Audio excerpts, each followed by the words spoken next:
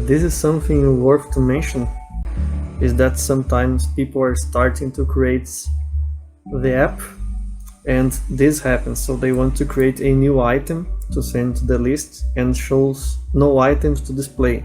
That's because PowerApp doesn't know that we want to create a new item yet. We need to call the new form function to make this form to work. So that's why it shows this no item to display. But if I had add somewhere a button calling this function, for example, new form, and then put the form name inside, once I click here, the form will show and I can then submit the form.